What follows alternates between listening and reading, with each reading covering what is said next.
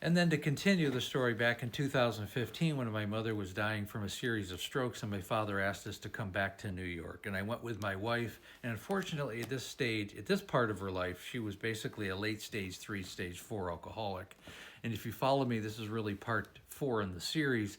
But we were really kind of asked to leave my dad's house because my wife had pillaged my dad's liquor cabinet, whatever bottles that he had, and we found her drunk on the living room floor. When we came home from the hospital, we were really in a vigil watching my mother's last days, and my wife stayed back at my dad's house and really cleaned out his liquor cabinet, and it was an atrocious situation that I had to clean up. So eventually what we did is I rented a car and we took a side trip. My mother was stabilized for the time being, so we took a trip south for about a week. Ended up being less than that. We went down to Gettysburg and then to Washington, D.C. What really happened in Washington, D.C., I was able to get a hotel.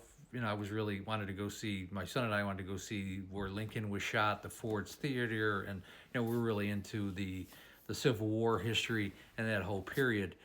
Unfortunately, my wife, the whole way down, she had a very bad bladder problem. And I really get into this because I know a lot of alcoholics go through this, and especially if you're traveling, it's a horrible thing to have to go through. She was soaked all the time. I mean, her clothes were soaked. The car seat was soaked, and a lot of it was because we didn't realize it at the time, but she had hidden bottles of wine somehow. We don't know how she got them in her luggage, and whenever we were separated for any amount of time, she would guzzle glasses of wine, and it would cause her to have horrible bladder problems. And really, the big incident that happened in Washington, D.C., when we finally got there was at the hotel room. And my son and I and my wife, we had really had a serious talk because Griffin and I were really getting upset about the whole situation, what happened in New York, and the fact that she was just constantly drinking. We could tell she was, and it was just horrible. And she sat there and she promised us that she would stop drinking, that she would pull back, that she know that it was a difficult time, in my life because I was losing my mother. And she loved my mother as well. And I think that was some of the stress that was added on her. And then the inability to be able to drink at will was a big part of her problem as well. The thing is, after that conversation, we went to dinner that night in the hotel. There was a steakhouse at the bottom floor, and we went there, and she continued to drink. I mean, right after having this huge gut-wrenching conversation, we went downstairs, and she ordered like 2 glasses of wine. The typical dinner was just an excuse to drink, and she ordered her meal, had about 3 bites, and just sat there and drank, and got to the point where she was so inebriated that she put her head on the table. My son and I paid for the meal, and we just went back upstairs to the room. I couldn't even be around it anymore. My son was just had enough of it, and we just left her there. And I mean, unless you've been in that situation, you really don't understand. We knew that she was in a safe place in the hotel, and that when she was up and ready to go, she would come back up. I was no longer going to deal with it.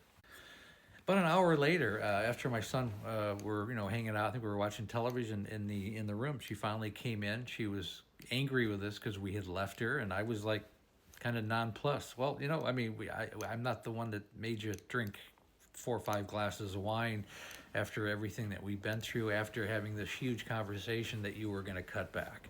It was actually meant absolutely nothing to us, and I knew it was just lip service to make it sound good. And this was the kind of the conversation. And she was kind of huffy and puffy, and she ended up going to the bathroom, and she was in there for a few minutes, and then we heard this just monstrous crash, and we ran into the bathroom. I mean, I told my son to stay back, open the door, and she had fallen back and broken the water tank of the toilet in this room.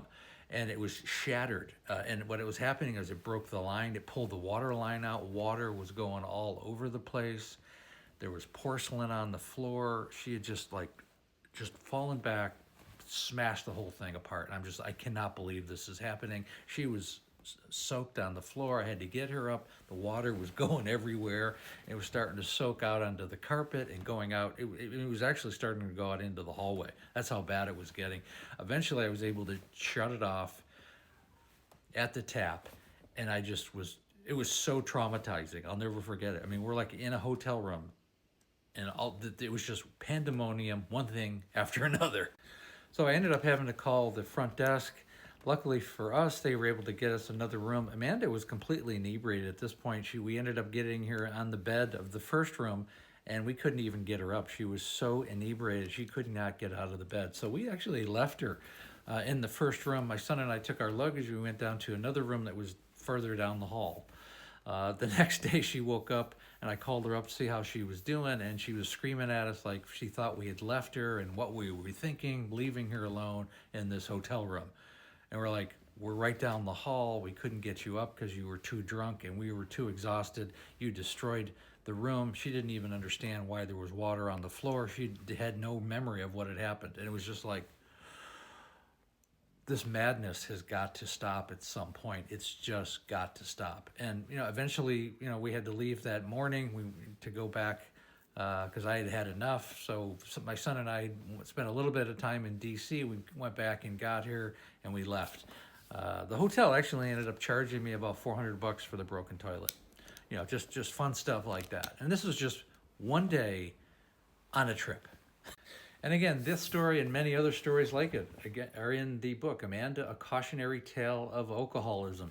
And again, none of this is to disparage Amanda or alcoholics in general. It's to explain what families go through, what alcoholics go through, and what recovering alcoholics need to understand so that they don't go down this road again because they don't want to go back to where they once were. Again, I go live Monday through Friday right around 6 o'clock Pacific Standard Time, 9 o'clock Eastern Standard Time. We have the Facebook group, Linktree. In the Linktree, it's called There's an Alcoholic in the Family. Join that. Several thousand people in there. Also, when you're ready to work with me one-on-one, I have the complete coaching program. Again, in the Linktree, set up a breakthrough call. Takes about 45 minutes or so. I'm looking for people who want to change their lives and the lives of their family. The call is free. The course is definitely not. But I'm looking for people who want to really alter their lives, and I've had a 100% success rate with it. Again, thanks so much for listening.